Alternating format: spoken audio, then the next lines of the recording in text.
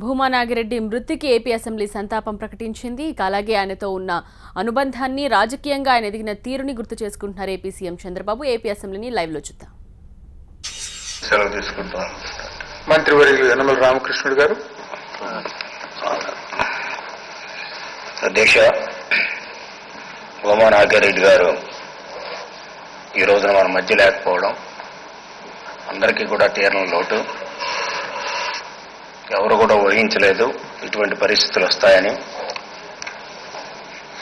భూమా నాగిరెడ్డి గారు మేమంతా కూడా శాసనసభ్యులుగా కలిసి కూడా పనిచేశాం. కర్నూలు జిల్లాలోనే కాకుండా, నంద్యాలలోనే కాకుండా, ఆడగడ్డ నియోజకవర్గానే కాకుండా మన రాష్ట్రంలో ఒక డైనమిక్ లీడర్ని కోల్పోవడం అనేటువంటిది పార్టీకి తీరని లోటు. అదేవిధంగా శాసనసభలో అంత డైనమిక్ లీడర్ లేకపోవడం కూడా శాసనసభకి లోటు అని చెప్పవలసినటువంటి అవసరం ఉంది అధ్యక్ష.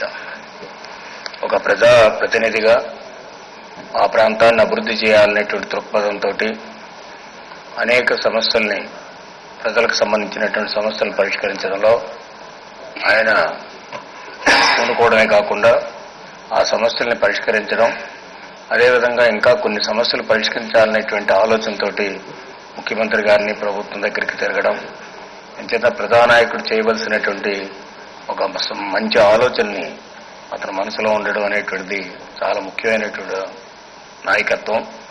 ఎంచేతంటే ఈ రోజున అతను అనుకున్నటువంటి అన్ని కూడా పూర్తి చేయవలసినటువంటి బాధ్యత ప్రభుత్వం మీద ఉంది. ముఖ్యమంత్రి గారు కూడా చెప్పారు.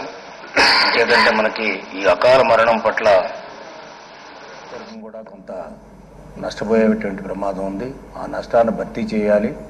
అదేవిధంగా అక్కడ కుటుంబం కూడా పాపం చాలా చిన్నపిల్లలు. ఎంచేతంటే ఎమ్మెల్యేగా ఉన్నప్పటికీ కూడా ఒక అమ్మాయి చిన్న వయసులోనే వాళ్ళకి ఇటువంటి కష్టాలు రావడం అనేటువంటిది మనం ఊహించలేనటువంటి విషయం. ఆయన మనశ్శాంతి కలగాలని, అదేవిధంగా కుటుంబానికి ప్రగాఢ సంతాపాన్ని, సానుభూతిని తెలియపరుస్తూ ఆయన గుర్తింపుకి ప్రభుత్వం కూడా కొన్ని కార్యక్రమాలు చేపడితే బాగుంటుంది అనేటువంటి సూచిస్తూ సెలవు తీసుకుంటాం. కాలువ శ్రీనివాసులు గారు.